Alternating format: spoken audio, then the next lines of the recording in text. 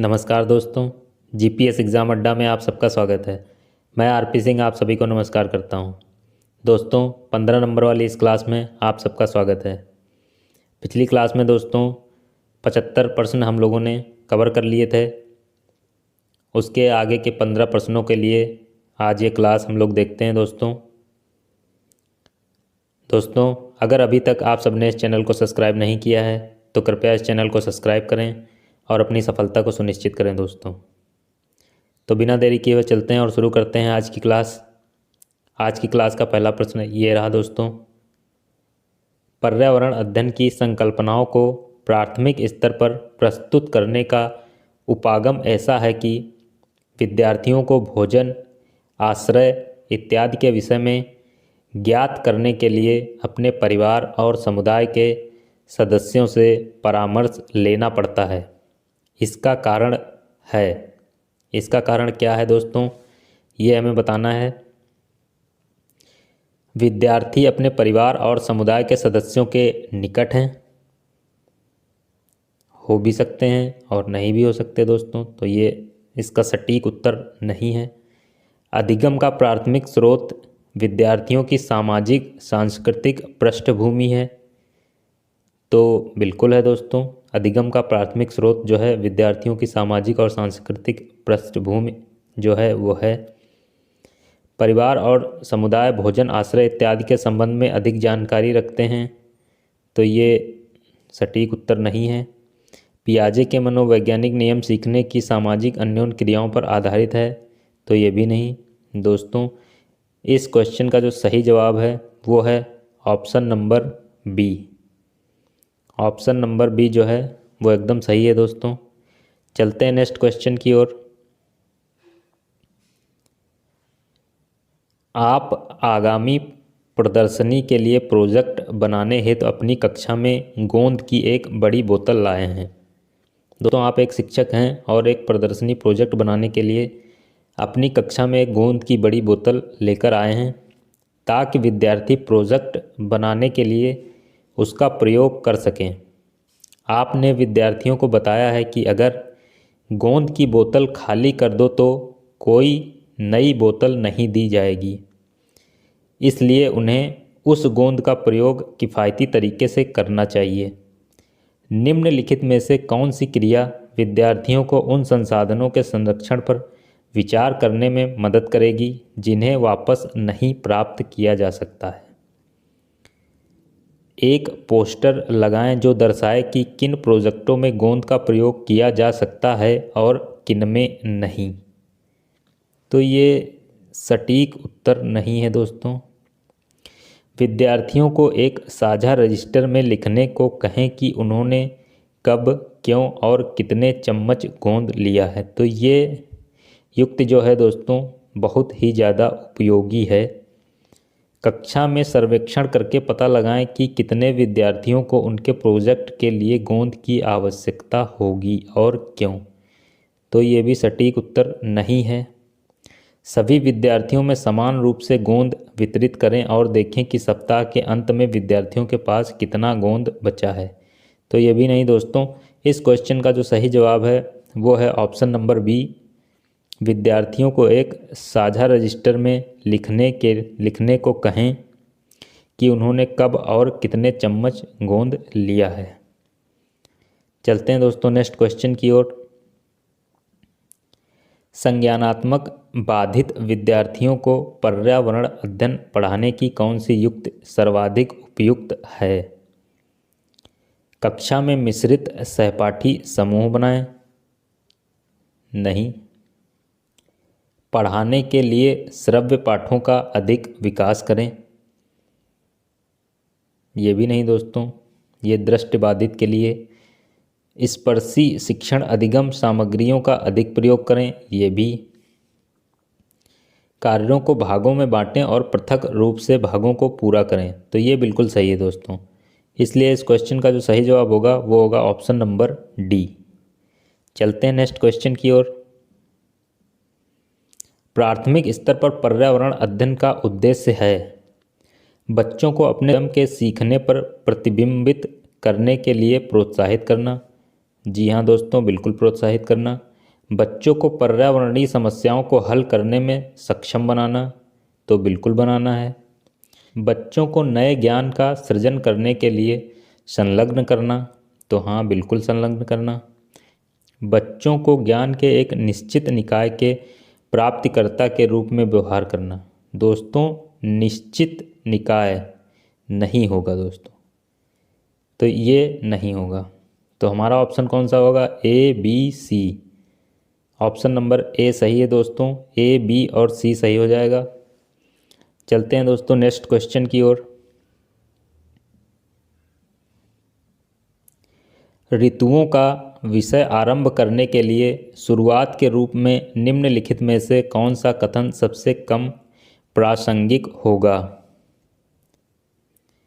विद्यार्थियों को सैर पर ले जाना और उनसे पूछना कि पौधों में आने वाली ऋतुओं में किस प्रकार के परिवर्तन देखे जाएंगे। तो दोस्तों विद्यार्थियों को सैर पर ले जाना बिल्कुल सही है। इस क्वेश्चन का जो सही जवाब है वो ऑप्शन नंबर ए होगा। विद्यार्थियों से पूछना कि पिछले कुछ महीनों की तुलना में आजकल ये अधिक गर्म या ठंडा महसूस करते हैं या नहीं, तो ये सटीक उत्तर नहीं है दोस्तों। विद्यार्थियों को ग्रीष्मकालीन छुट्टियों के दौरान उनके द्वारा की गई गतिविधियों और उन्हें करने के कारणों का सूचीबद्ध करने को कहना, ये भी सटीक उत्तर नहीं है। तो दोस्तों इस क्वेश्चन का जो सही जवाब होगा वो होगा option number A. Option number A सही होगा दोस्तों। चलते हैं नेक्स्ट क्वेश्चन की ओर। शिक्षक खाद्य परीक्षण की अवधारणा सिखाना चाहता है। निम्नलिखित में से कौन सी खाद्य सामग्री इस अवधारणा को समझने के लिए सबसे उपयुक्त है? दही, पापड़, मुरब्बा या फिर घी? तो दोस्तों खाद्य परीक्षण के लिए जो सबसे ज़्यादा उपयुक्त है वो है अपना ऑप्शन नंबर सी, मुरब्बा। चलते हैं दोस्तों नेक्स्ट क्वेश्चन की ओर। सतत एवं समग्र मूल्यांकन में समग्र शब्द संबंधित है समग्र विकास से? जी हाँ। इसलिए दोस्तों इस क्वेश्चन का जो सही जवाब है वो ऑप्शन नंबर ए हो जाएगा। चलते हैं दोस्तों नेक्स्ट क्वेश्चन की ओर।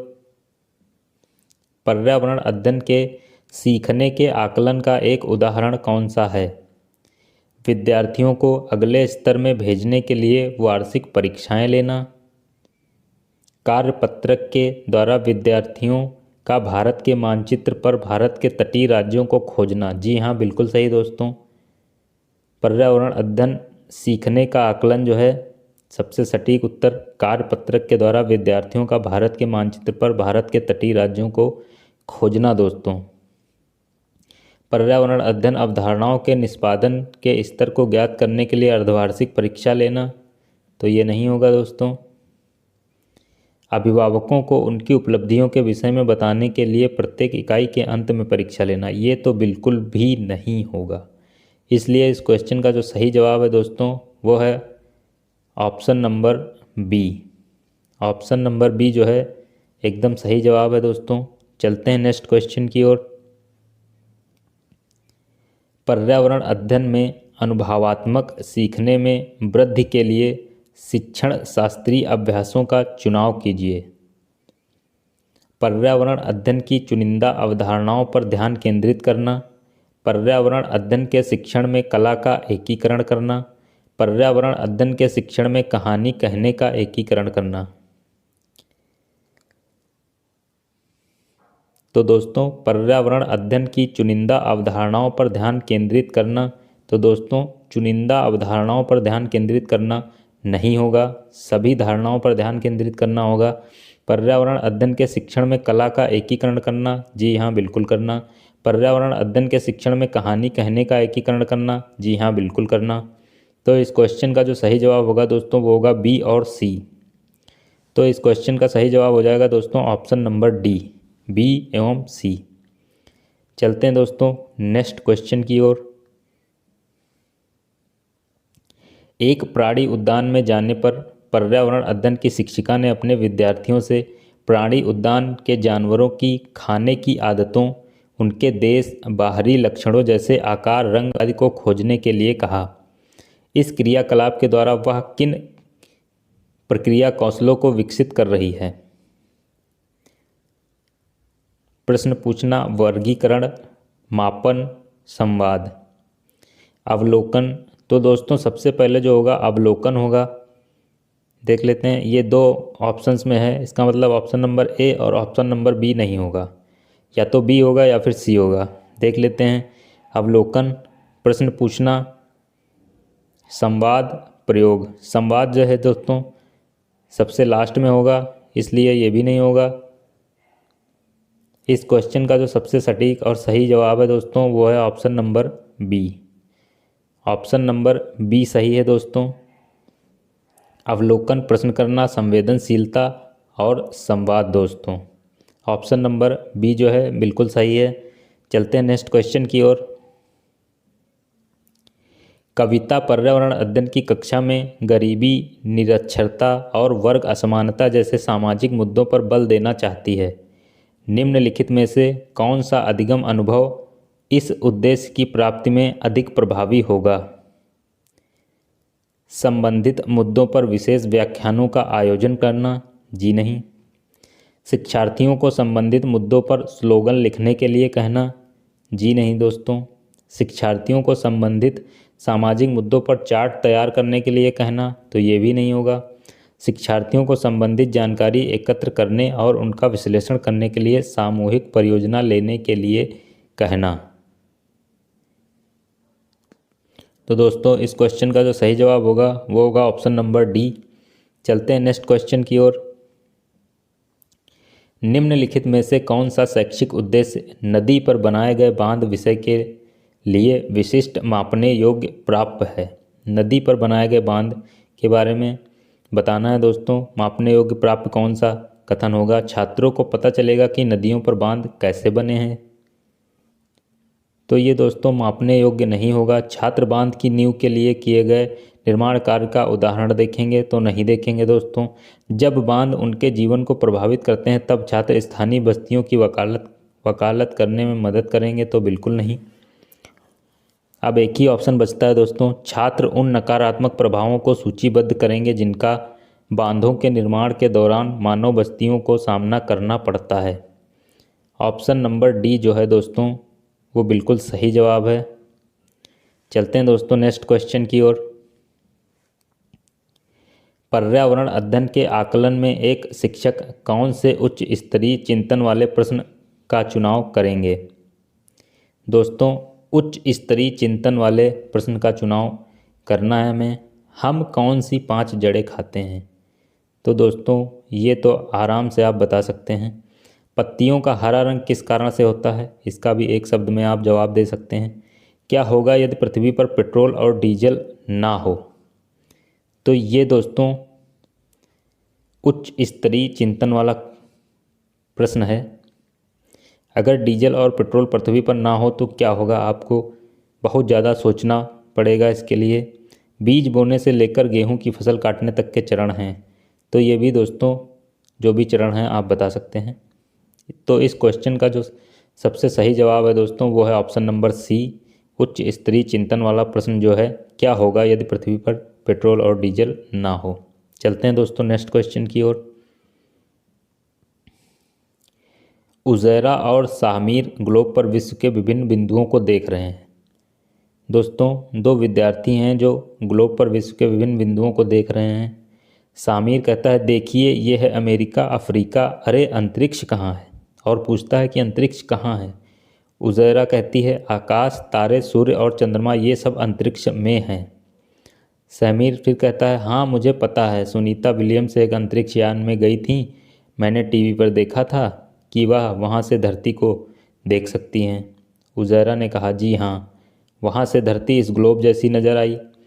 उपरोक्त पाठ का उपयोग कक्षा 5 के छात्रों को अंतरिक्ष की अवधारणा से परिचित कराने के लिए किया गया है। निम्नलिखित में से कौन सा प्रश्न शाहमीर के प्रश्न को हल करने में मदद करेगा? शाहमीर के प्रश्न को हल करने में कौन सा प्रश्न मदद करेगा वो दोस्तों में बताना है। क्या आप मानते हैं कि अंतरिक्ष खाली है या आप मानते हैं कि इसमें कुछ है? तो ये सटीक प्रश्न नहीं है दोस्तों। यदि आप सूर्य, चंद्रमा और तारों के कटआउट बनाते हैं तो आप उन्हें कहाँ रखेंगे? तो कहाँ रखेंगे दोस्तों? अंतरिक्ष में रखेंगे। बिल्कुल, ये एकदम सही उत्तर है। अगर आपको सुनीता विलियम की तरह अंतरिक्ष में जाना पड़े तो आप कैसे जाएंगे? दोस्तों, इस क्वेश्चन का जो सही जवाब है वो है ऑप्शन नंबर बी। चलते हैं नेक्स्ट क्वेश्चन की ओर। जो भोजन हम खाते हैं उसका शरीर के अंदर क्या होता है?